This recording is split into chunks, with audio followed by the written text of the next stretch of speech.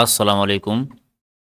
د انګریزي ژبې مختصر جملې مو په پښتو ژبه کې ترجمه کړې دي کوم چې موږ په روزمره ژوند کې استعمالوو. راځئ دا جملې را سره زده کړئ.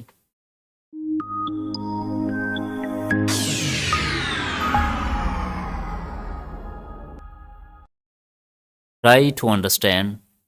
په خبره ځان پوهه کا. Don't get close to me. زما خواله مه راځه یا ماته نږدې مه راځه. Don't hesitate. یریږه مه. Do not get me wrong. په ما غلط ګمان مه کوه. Put on your shoes. بیزار واغونده. I got to know. ما ته پته ولګېده یا زه پوه شوم. See you later. زه بیا میلاویږو. Stop nonsense. ګډې وډې مه وایه. God forbid bad eyes. د نظره مشي. What do you think? تا څه خیال دی؟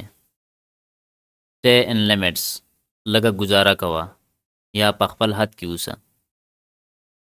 Don't be stupid. د ځانه کم عقل مه جوړوه. Don't stare. نیغ نیغ مه ګوره. As you wish. چې څنګه ستا خوښوي. I am sorry. بخښنه غواړم. Have a sit there. راځه دلته کښېنه.